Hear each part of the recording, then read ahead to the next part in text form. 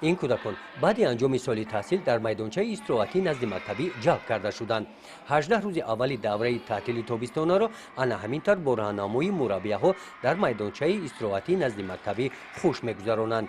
آنها همینطور در ناحیه وسه لاگرهای استراحتی نزد مکتبی با فعالیت آغاز کردند. در لاگر استراحتی نزد مؤسسه تحصیلات میانه عمومی رقم 15 در دهه توسقاله در دور اول 20 نفر کودکان به استراحتگاه جلب گردیدند. طبق نقشه در استراحتگاه نزد مکتب کودکان با مشغولیت‌های بازی، مطالعه کتاب‌های بچگانه فرا گرفته شده نصف روزی با خوراک گرم تامین کرده می‌شوند.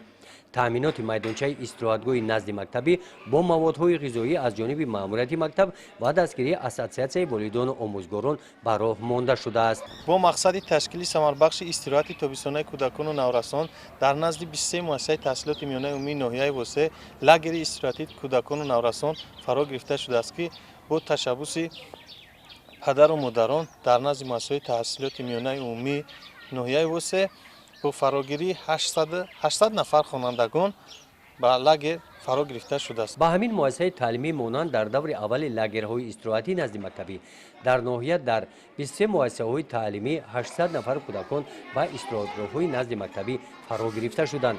طبق نقشه شعبه معارف ناحیه وسه میدانچه‌های استراحتی نزد مکتبی در دوام تعطیل تابستانه در 3 بس به راه مانده می‌شوند.